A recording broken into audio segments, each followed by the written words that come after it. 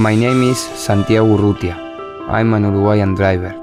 I would like you to know a little bit more about my life, my origins, my family, and my passion.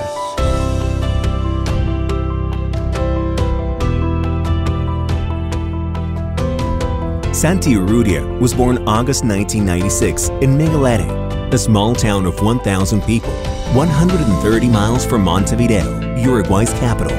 The South American nation has a population of about 3 million people. Agriculture and cattle raising represent some of the main exports of the country. The Urrutia family has worked and lived on their land for 5 generations. Santi grew up here and visits it as often as he can to make the most of each minute with his family.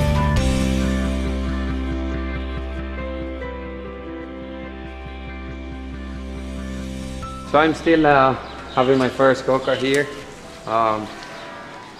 Here is where everything started. My mom gave it to me after she said the bike was too dangerous. And she took a credit on a bank and then gave it to me and never stopped racing till that day when I started racing. Engines and speed have always been like another Urrutia family member. When Santi was only 3, he began his career as a race car driver. Yes, first with motorcycles. Then, when he was 6, he had to choose between continuing with motorcycles or with go-karts. When I used to ride the bike, it's the first time that I drove bike. It was here when I was 3 years old. My granddad gave it to me, and then I started here. Like good times, good memories here. Remember that because my hand was too small, I couldn't take the brake. So the most difficult things to do was brake on the bike. But then it was good. I mean, it wasn't that difficult to ride.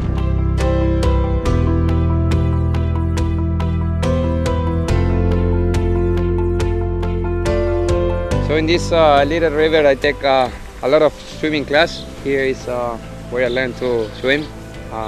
Because of my city, it's really small. This is all we have for summer. I used to come a lot when I was a kid. I'm still coming here all the summers with my friends and family to make some barbecues and hanging out with them. And good memories from here. Win a lot of races here too, swimming. So good memories, and I spend really good times here.